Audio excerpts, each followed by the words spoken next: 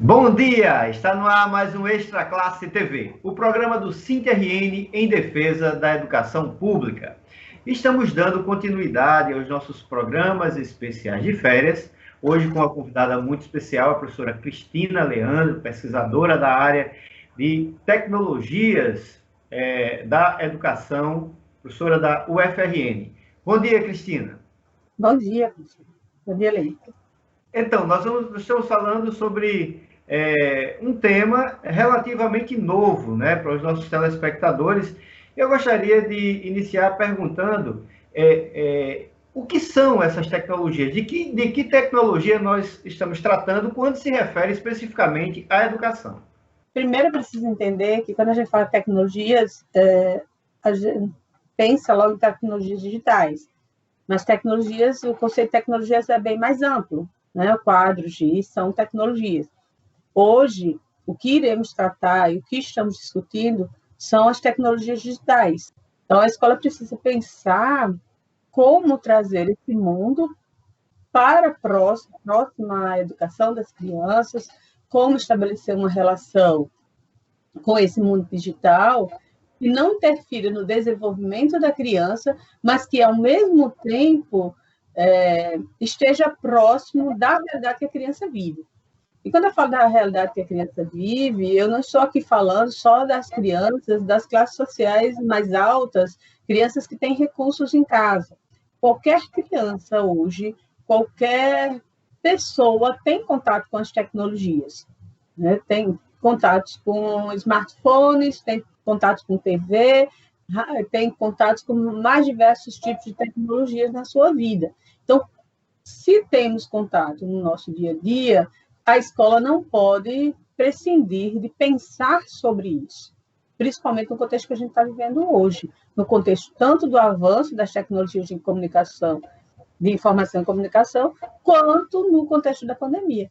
A tecnologia, né, na sala de aula, né, eu lembro que, pelo menos no passado recente, foi um problema. A professora tinha que tirar o celular da mão do aluno para que ele pudesse prestar atenção. Uma disputa muito difícil, né, para o profissional da educação, quando esse aluno, essa aluna, ela tem aí um universo de coisas chamando a atenção dela fora da escola, não é isso? É isso. Alguns países até proibiram. A França é um exemplo disso. A França proibiu a entrada, inclusive, de crianças com celulares na escola. Nós temos escolas que proíbem o uso em sala de aula. E há uma grande discussão em relação a isso. Usa-se ou não usa-se? Deixa a criança trazer o celular ou não? Deixa usar ou não, seja criança, estudante, na escola? Mas a questão que é preciso a gente entender o discurso não pode ser contra ou a favor da mídia. A grande questão é pensar como utilizar pedagogicamente. Como e que ferramentas, que recursos, né, esses dispositivos possuem que nós possamos usar no ambiente escolar. Qual é essa relação? Como aproximar? Esse aí é o diferencial, porque há grande possibilidade de se usar na sala de aula, com jogos. As pesquisas têm demonstrado o avanço das crianças com o uso de jogos, tá? Com jogos digitais. Há pesquisas agora, no último ano, uma pesquisa bem recente, que mostrou a utilização do WhatsApp como um ambiente virtual possibilitador de aprendizagem junto à interação junto às famílias e às crianças no processo de alfabetização. Então, é pensar como transformar esse recurso para trabalhar a tecnologia junto à criança. As crianças, numa pesquisa realizada aqui no Estado, no interior do Estado, foi constatado que as crianças utilizam do WhatsApp. Mesmo as que não sabem ler, ou mandam vídeos, mandam mensagem de voz. As pessoas que não sabem ler utilizam o WhatsApp por mensagem de voz. Então, como é que a gente pode transformar esse recurso no recurso pedagógico?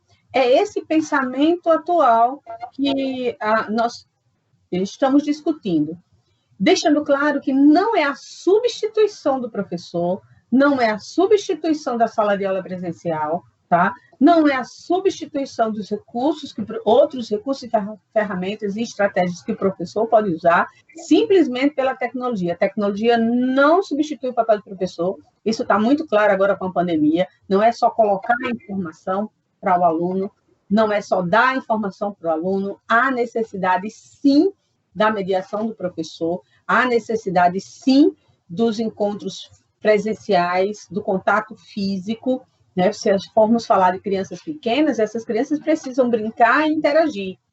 Mas como a gente pode brincar e interagir? Através de dispositivos móveis, através de ferramentas e outros recursos.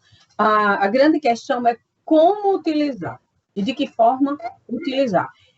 Não substituindo, deixando bem claro, e nem trabalhando na perspectiva de uma educação de massa, em que a criança passe 4 horas de frente para um computador, jogando ou desenvolvendo atividades. Isso não é saudável. Ok. Nós vamos para um rápido intervalo. Voltamos já com o Extra Classe TV.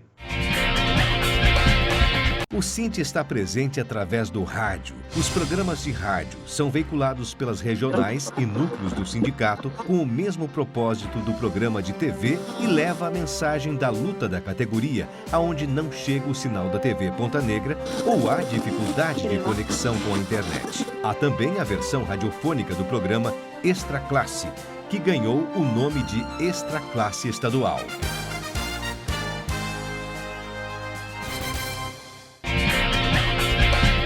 Estamos de volta com o Extra Classe TV, o programa do Cinti-RN em defesa da educação pública. Hoje estamos entrevistando uma especialista em tecnologia digital para a educação, a professora Cristina Leandro, da UFRN.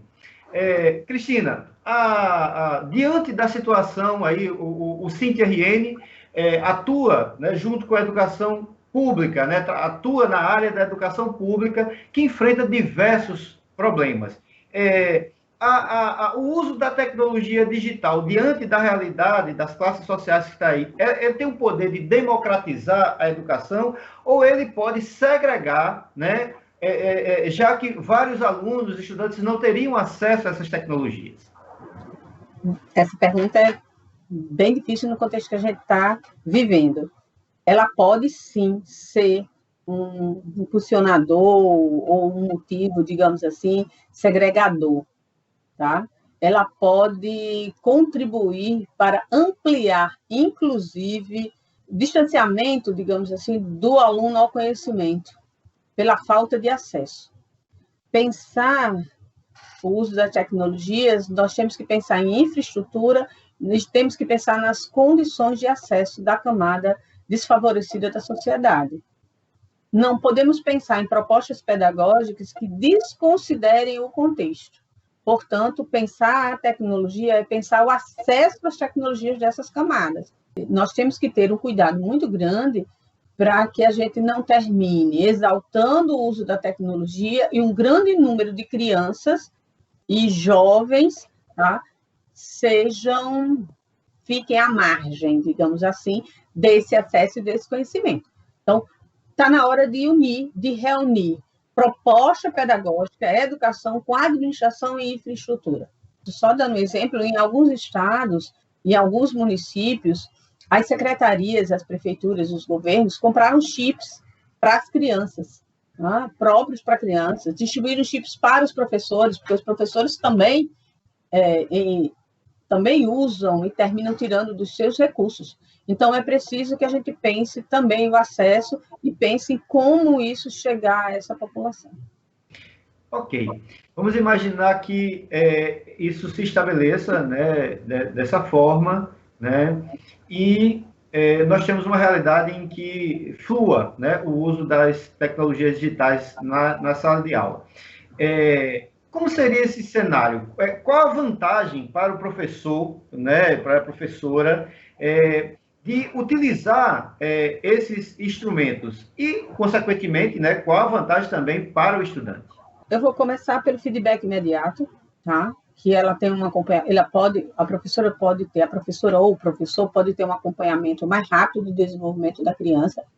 Tem jogos que permitem, inclusive, acompanhar todo o processo da criança no jogo, identificando as habilidades que a criança vai desenvolvendo, né, com o uso desses jogos, jogos que fornecem esse tipo de relatório, o que ajuda o professor no sentido de ver em que o aluno está avançando e o que ela precisa trabalhar com esse aluno para que ele avance.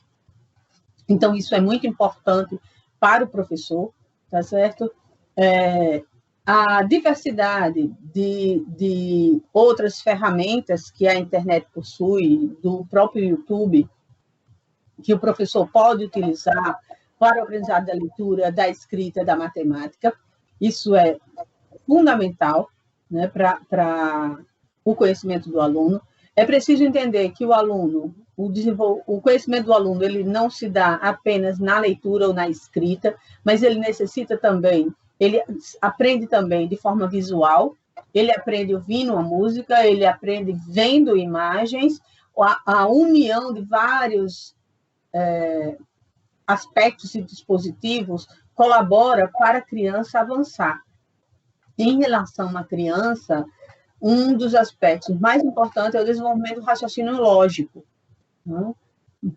E eu volto a frisar, não estou dizendo que outras estratégias e outros recursos que o professor usa em sala de aula não desenvolve. Eu estou colocando que a tecnologia também desenvolve, também contribui para a dedução, para raciocínio lógico, para a atenção, concentração, tá? Agora, é importante pensar pedagogicamente nos objetivos, antes de pensar exatamente qual o dispositivo utilizar, qual tecnologia utilizar, o que eu quero desenvolver no aluno, o que eu quero que o aluno aprenda. É que objetivo? E fazer um plano de aula focado nesses objetivos. Então, há vantagens, tanto para o professor, para a organização do professor, para a estruturação e acompanhamento da turma, e esse acompanhamento por grupo e individual, como há vantagens para o aluno. Qual a sua opinião, professora, sobre o EAD, o ensino à distância? Bom, eu sou professora de ensino à distância, né? Eu entrei na universidade num concurso para atuar na educação à distância, e a educação à distância, a primeira coisa que eu acho que a gente precisa pensar na educação à distância é que é uma educação que ela chega e possibilita o acesso ao conhecimento daquelas pessoas que estão distantes dos grandes centros, tá? Então, é a primeira coisa que a gente precisa desmistificar em relação à educação à distância, é que não há aprendizagem. Há aprendizagem, sim, na educação à distância, é possível, sim, ensinar na educação à distância, mas a educação à distância não substitui o presencial.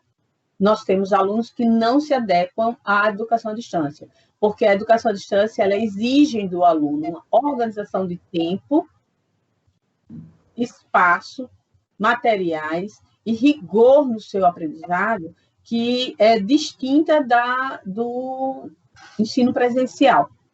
Então, alunos que não conseguem se organizar, eles vão ter dificuldades em relação à educação à distância. A educação à distância desenvolve um aspecto importantíssimo enquanto ser humano, que é a autonomia, a capacidade de autonomia, tá? De aprender com autonomia, de buscar o seu conhecimento, de construir seu percurso. Então, a educação à distância, acredito que ela ainda vai crescer muito no Brasil. Ela já tem crescido e ela vai continuar crescendo. Mas nós nunca vamos prescindir do ensino presencial. Ok. Nós conversamos com a professora Cristina Leandro, da UFRN. Cristina, muitíssimo obrigado por sua participação no Extra Classe TV. Eu que agradeço o convite. É uma temática importante, uma temática que traz grandes discussões, merecem estudos aprofundamentos, haja vista o contexto que vivemos e o crescimento das tecnologias e que elas se aproximem da educação. Obrigada pelo convite. Até mais uma outra oportunidade. E o Extra Classe TV de hoje vai ficando por aqui. Muito obrigado por sua audiência e até o próximo domingo com mais um programa especial de férias. Até lá!